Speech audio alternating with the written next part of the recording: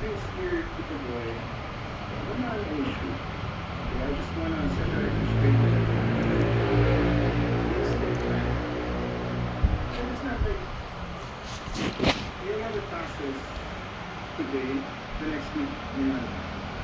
Everything has to be dealt with. Nasa puso mo ba iyan na kung ano ang ama, you will be faithful to the siblings? That's all.